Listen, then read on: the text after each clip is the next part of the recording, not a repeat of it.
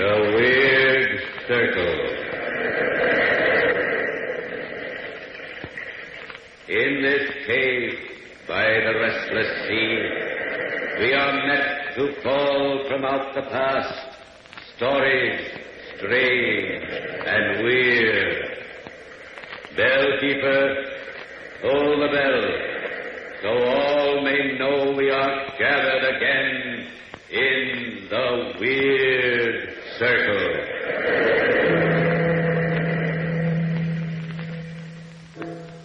The Trial for Murder. That's the title of tonight's Weird Circle story, brought to you by Ogden's. From the pen of the noted author, Charles Dickens, The Trial for Murder provides excellent story material for a smooth radio adaptation. Speaking of smoothness and adaptability, you'll find Ogden's Fine Cut a smooth tobacco. And if you look for a product that's completely adaptable to the smoker's taste, well, it's simple to make smoking satisfaction come true with Ogden's. Yes, on all counts, Ogden's provides genuine smoking enjoyment. You'll find Ogden's easy to roll, delightful to smoke.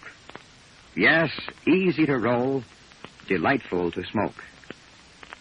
And now the Ogden's Playhouse presents The Trial for Murder by Charles Dickens.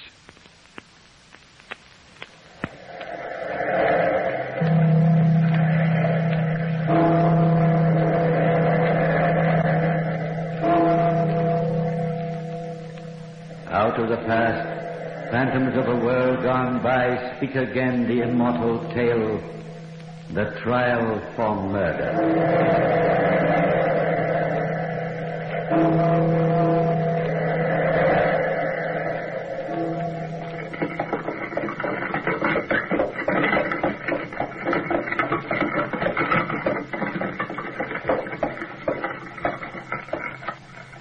Here we are, Mr. Trelawney.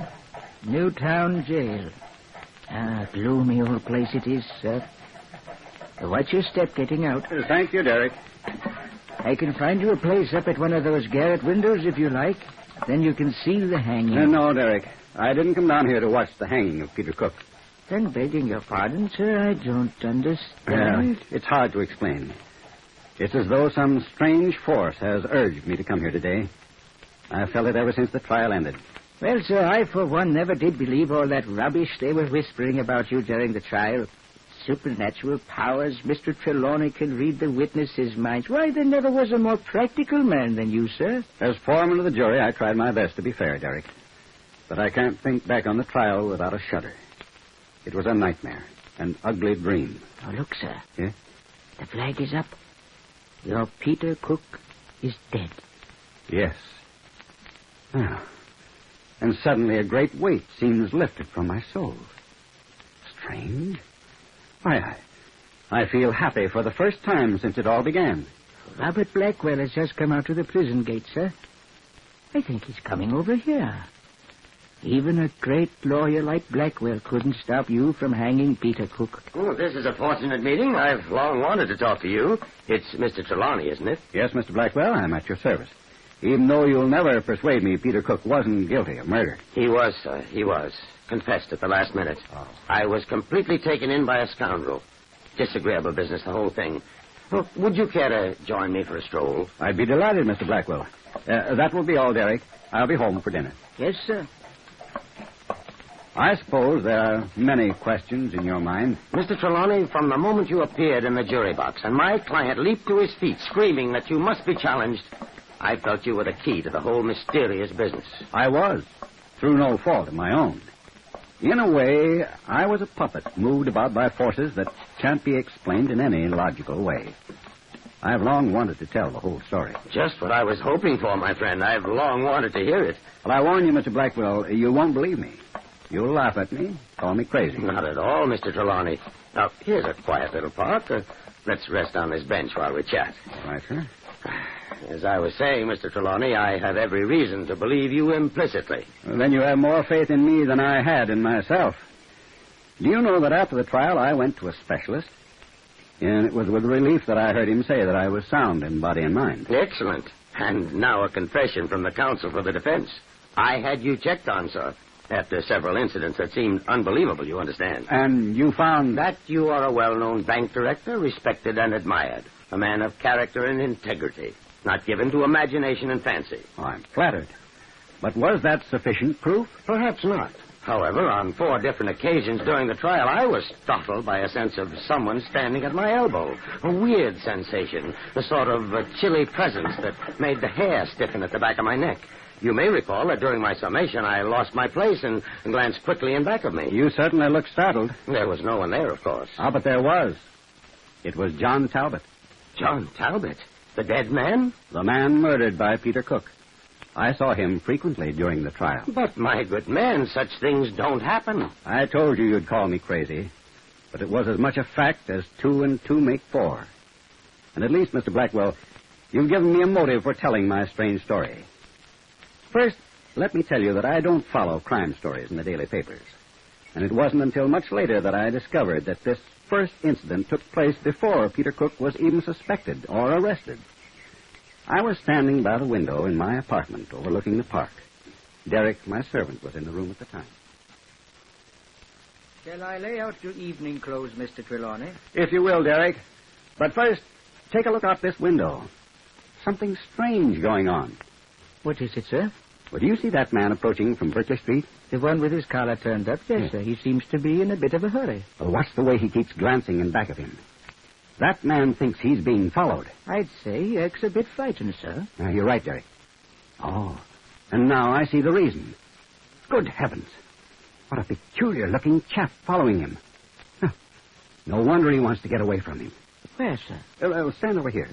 You can see him now, Derek. No hat, his hair blowing in the wind. He has the whitest, most unhealthy-looking face I think I ever saw. I don't see him, sir. Well, you must be blind, Derek. He's practically in front of the window now. Look. Oh, he sees us. And he's pointing at the chap with his collar turned up. I don't like the look in his eyes, Derek. He must be a madman. Doesn't he look mad to you? I'm sorry, sir, but I don't see a soul. What's that? I don't see anyone there, sir. Well, you must be crazy, Derek. Oh, he's moving away now, but looking back over his shoulder and still pointing. Are you quite sure you're feeling well, Mr. Trelawney? If you're trying to be annoying, Derek, you're succeeding admirably. Is this your idea of a joke? No, sir. I'm very sorry, sir. May I draw the blinds? Please do. Let's have no more of this nonsense. Serves me right for not minding my own business. Yes, sir. What's that? I mean, no, sir. That is, shall I lay out your evening clothes? Yes, I'll change in the dressing room. It's warm there. Derek, did you leave the dressing room door ajar? No, sir. I closed it tight to keep the heat in. Well, it's ajar now. Wait a minute. I have a feeling there's someone in there. That's impossible, sir. We'd have to go through this room to get there, and we'd have seen anybody who did so. Yes, you're right, of course. Look, and remember. Derek, did you hear something? No, sir. What is it? There's someone in that room. Open the door wide. Yes, sir. There. You see, Mr. Trelawney, there's nobody there. If I may say so, sir, your imagine... What's the matter, Derek? I don't know, sir.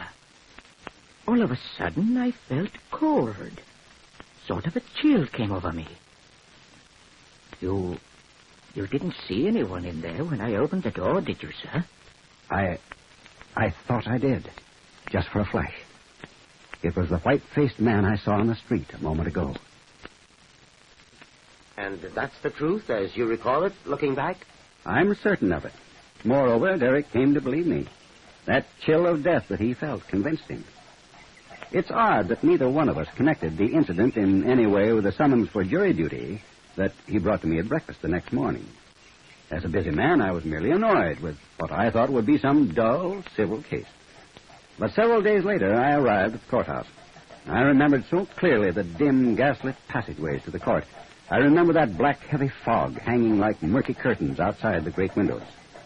I think I moved as one in a dream until you and the prosecutor started examining the jurors. As I stepped into the box, I remember your client, Peter Cook, leaping to his feet. I demand that you challenge that man, Mrs. Blackwood. He'll hang me, sure. I want a fair trial. I demand that you challenge him. Please, Mr. Cook. Your Honor, I ask your forgiveness for this outburst. My client is unstrung. With your permission, however, I will examine the juror. Your name, sir? Hugh Trelawney. Do you know the defendant, Peter Cook? No, sir. Never saw him before?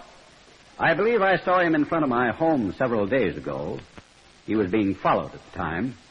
At least he looks like the man I have in mind. I'm sure I don't need to remind you that you're under oath, sir. Now, my client seems to believe that you are prejudiced against him in some way. Is that true? I know absolutely nothing about him. So far as I know, I've never spoken to him or read anything about the case. I have no personal interest in the matter whatsoever. Your Honor, my client, Peter Cook, seems to have been a bit hasty in his remarks. I feel he's made a mistake. I withdraw my challenge. And this incident, which you'll recall, Mr. Blackwell, was the first inkling I had of any connection between the scene in front of my home and the trial.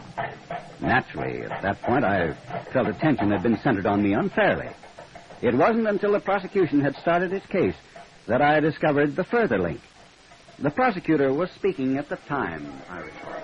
The state submits this locket as Exhibit A. I shall ask each juror to examine it carefully. There are several interesting points about it.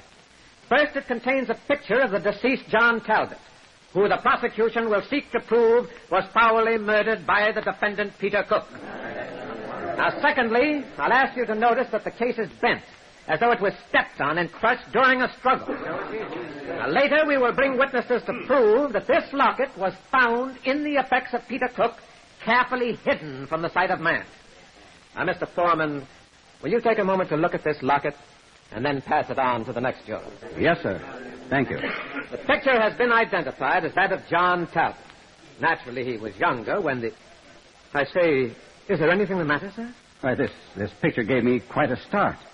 It looks very much like the man I saw following the defendant on the street in front of my house the other day. May I request that the juror confine himself to the examination of the prosecution's evidence? His remarks are irrelevant. The more so since John Talbot died some 3 weeks ago. I beg the court's pardon. I was younger then, and my face was not then drained of blood. But quick, a glass of water, someone. The foreman is fainted. No. I'm all right now. Oh. It was just for a moment. Let me have the locket again. Take the picture out. Remove my picture from the locket. Just a moment, Mr. Foreman. What are you doing? Stop that at once. You're destroying the evidence. I'm sorry, sir, but there's something on the back of this that I must see. There. Do you see what it is? No, Mr. Foreman, I do not. It's blood, sir. Dried human blood.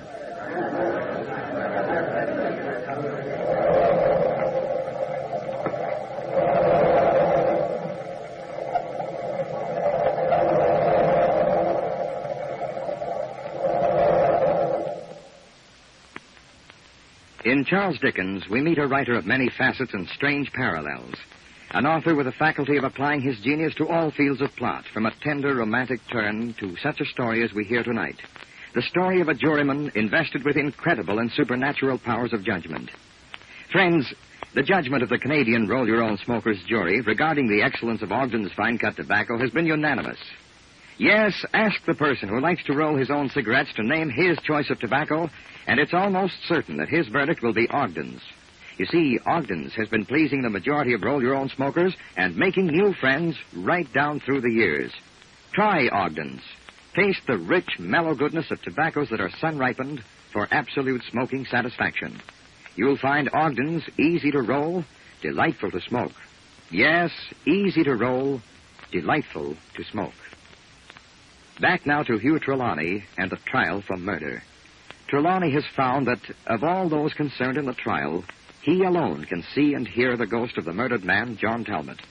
As foreman of the jury, his questions have revealed important evidence against the defendant, Peter Cook. Right now, he's explaining to the prosecutor how this mysterious voice guided the course of the trial.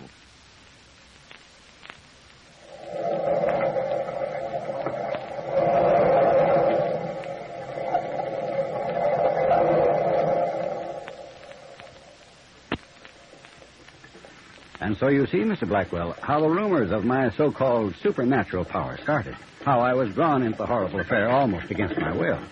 Even you looked startled when I pried out the picture of poor dead John Talbot. Naturally, Mr. Trelawney, naturally.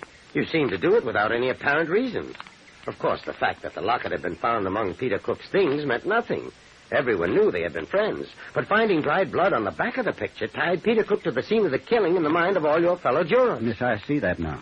At the time, I was only doing what the voice told me to do. Now, this voice. At any time during the trial, did any of your fellow jurors see or hear the murdered man? There was no doubt that the murdered man, this ghost of mine, made his presence known to others than myself. Other jurors told me afterward that they had awful dreams in which the figure appeared and told them that Peter Cook must die. It was this fact that kept me sane. As long as others felt some disturbance, I knew it was not my imagination leading me astray. For instance, nearly every night of the trial, I saw his ghastly figure at the tavern. But each night that I saw him, some juror would awake, screaming with fear, to tell of dreaming of John Talbot. But as long as I was the only one who actually saw or heard him, I could not risk my reputation by speaking up. It must have been a horrible week, sir. Then you do believe my story, Mr. Blackwell? I do, sir. And I'll tell you why when you finish it. It was after you started the defense of Peter Cook that I began to hear the voice more frequently. You, of course, recall your star witness, the young woman who lived in the same building as Peter Cook and John Talbot? Indeed, I do. Her name was Alice Hawkins. She started out as an excellent character witness for my client, but you soon put a stop to that. I remember the afternoon when you first started questioning her. I heard the voice several times as the testimony went on. It seemed impossible that others could not hear it, too. But I know now that no one did. Since she was your witness, I recall you were using a gentle, friendly method of questioning. Tell us again, my dear, how long you have known the defendant, Peter Cook. Over 2 years, sir. And you say that in all that time you never knew him to do an unkind act. Was he on good terms with that unfortunate man, John Talbot? Well, they were very friendly, sir. Of course, they had little arguments, but it was all very friendly. But you never saw an open act of hostility, is that correct? He tried to kill me on Easter Sunday. What was that? Did someone... May I ask the jury to pay more strict attention, please? It suddenly seems very cold in here, Your Honor. Quiet, please. Now, in short, Miss Hawkins, you never saw signs of anything except friendship between the two men? Mr. Cook is a good, fine man, sir. She loves him. She would lie for him. Your witness, Mr. Prosecutor. May I ask another question, Your Honor? I object, Your Honor. The foreman of the jury has constantly interrupted this trial. Your question seems to have had an important bearing on this case so far, Mr. Trelawney. You may speak. Just two things I'm impelled to ask. First, isn't this young lady in love with the defendant? And second, didn't the defendant make an attempt on the life of John Talbot on Easter Sunday last? I object, Your Honor. This man has no right. Miss Hawkins, please answer these questions. And remember, you're under oath. Are you in love with Peter Cook? Well, what if I am? Is there anything wrong with that? Well, it makes you a rather doubtful character witness, I should say. And more important, what about this other attempt on John Talbot's life? That's a lie. What's a lie? Nobody tried to kill him. Well, what did happen then on Easter Sunday? He almost met with a bad accident. How did it happen? All three of us had gone to church. Afterwards, we decided to climb the cathedral tower for the view. Hmm? On the way down, John Talbot slipped and fell. If he hadn't caught hold of the railing almost immediately, he would have... He would have plunged to his death. Is that correct? Yes, sir. But it was only an accident. I'm sure it was. And did the friendly relations you've mentioned continue after this accident? Well, not exactly. And why not? Tell us the reason. No, I won't. I won't tell you anything Well, more. my dear girl, a man has died. Another man is on trial for his life. You must tell us everything you know, or you'll find yourself in a very unhappy position. Now, you've already hinted that friendly relations were strained between the two men after this time. Why? He accused Peter Cook of pushing him down the stairs. But he didn't do it. I'm sure he didn't do it. You, Trelawney, you have set them on the path of truth. It was at this point, Mr. Trelawney, that I had my agents look into your background. 2 simple questions from the foreman of the jury, and the prosecution starts to upset my whole defense. Naturally, I didn't suspect the murdered man was working at your elbow. Did he actually call you by name? That was the first time, Mr. Blackwell. And though I was familiar with that ghostly voice by then, it gave me a start, I can tell you. Nevertheless, I believe Peter Cook would be a free man today instead of dangling at the end of a rope in Newton jail if it hadn't been for the next day, Mr. Trelawney. Yes, I'm inclined to agree, Mr. Blackwell. Your suicide theory was built up ingeniously with the doctor's testimony. I know you believed it to have been a fact at the time, because there was a ring of sincerity in your voice. You will note, gentlemen of the jury, that everything Dr. Croydon has said points to suicide. John Talbot, the deceased, was an unhappy man. He had come mistakenly to believe that his friend, his best friend, had made an attempt on his life. He knew that he had lost the woman he loved to that friend. The good doctor has shown how the wound could have been self-inflicted by a man holding the razor in his left hand. We know John Talbot was left-handed, and in that case, it makes it possible that he did commit suicide. Your Honor, I beg of you to let me speak. Again? Your Honor, if the foreman of the jury has deeper knowledge of this case, I ask that he be Mr. made... Blackwell, I have no knowledge of the case other than what I've heard here in this room. But I am impelled to ask that young woman, Alice Hawkins, that she be recalled and questioned further. She can tell us whether or not it would have been possible for John Talbot to meet his death by his own hand. The clerk will recall the witness. This is most irregular, Your Honor. Well, Your Honor, if it will further justice, I'm sure my learned colleague, Mr. Blackwell, will have no objection. I'll cross-examine after you finish with your witness, Mr. Blackwell. I have no questions, Mr. Prosecutor. I am confident she can throw no further light on the case. Very well, Mr. Blackwell. Now, Miss Hawkins, is it true that the deceased was left-handed? Yes, sir, he was. He wrote letters and performed all the regular little routines of life with his left hand. Yes, sir, he did. Well, then I fail to see what the foreman of the jury... In other words, Miss Hawkins, he could have easily cut his own throat with his left hand, couldn't he? Well, speak up, my girl. No, sir. It would have been impossible. You have done well, Mr. Trelawney. You have done well. You see, sir, it was this way. I don't think anyone knew about it but me. John Talbot was very sensitive about it. Although he was left-handed, there were many things he did only with his right hand. One day he told me. He had an accident while a boy, and though he could still write and use his left hand, he could never lift it above his shoulder. And so, Mr. Blackwell, as you recall, the trial came to an end. The jury withdrew to the great room in the tavern to reach their verdict. I remember the strange feeling that came over me as the discussion went on, as though I was becoming less and less Hugh Trelawney, and more the voice of the murdered man.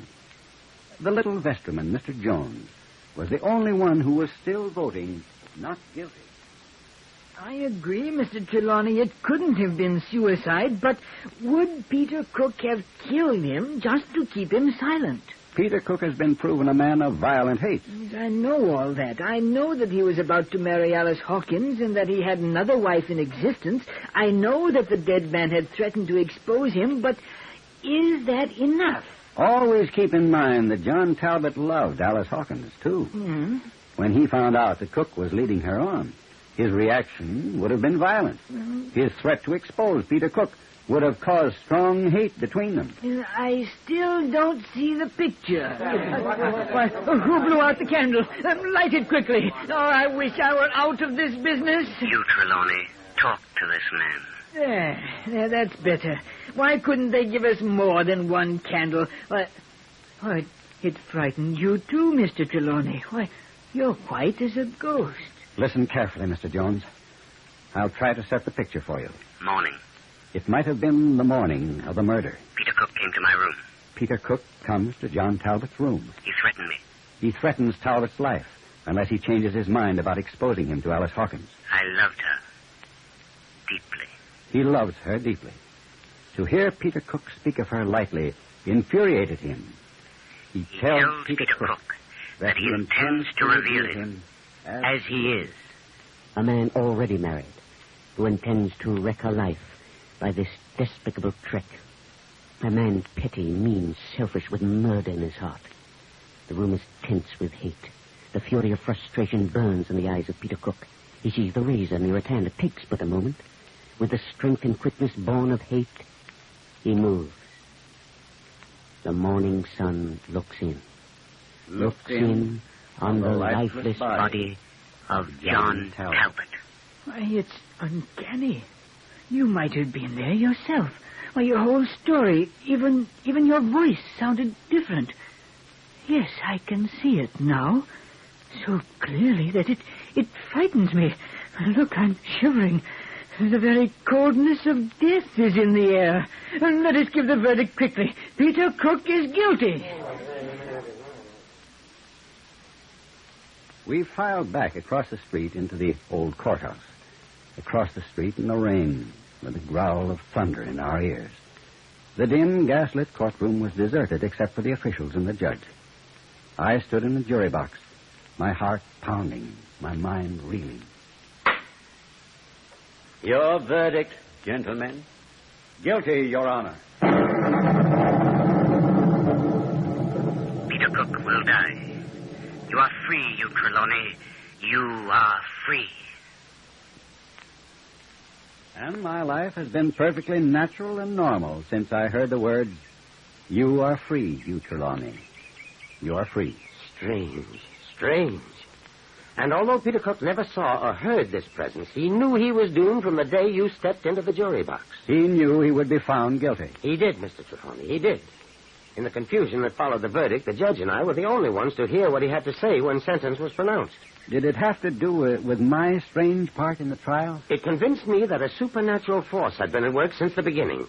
When the death sentence was passed upon him, Peter Cook said to the judge, "Your Honor, I knew I was a doomed man when the foreman of my jury came into the box. I knew he would never let me off because, before I was arrested, he somehow got to my bedside in a dream one night, woke me, and put a rope around my neck."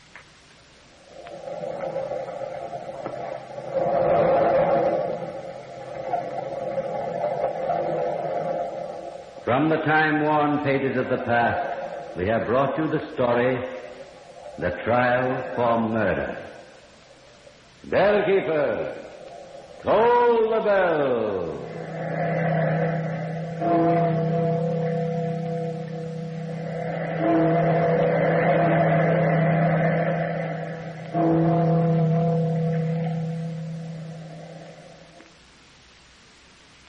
As we come to the end of another Weird Circle story, brought to you by Ogden's, here's a reminder till we meet again at the Ogden's Playhouse 1 week hence.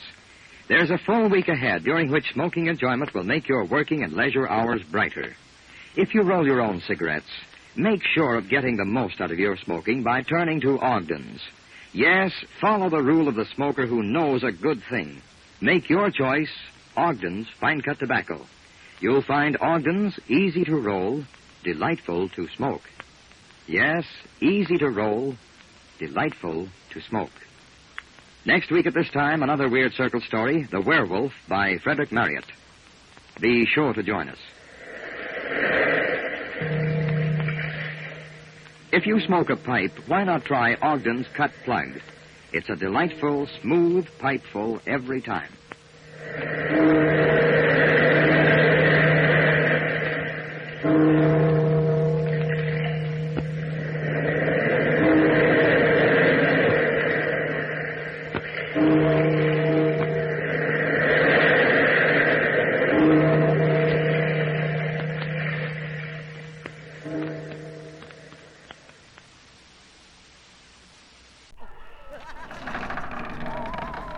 Return soon, brave listeners, to the shadows and secrets of Weird Circle, where each tale beckons you deeper into the unknown. Stay tuned for more chilling adventures from Golden Age Radio, rumble.com/c/GAR. Can the dead return to life? Listen to the Weird Circle.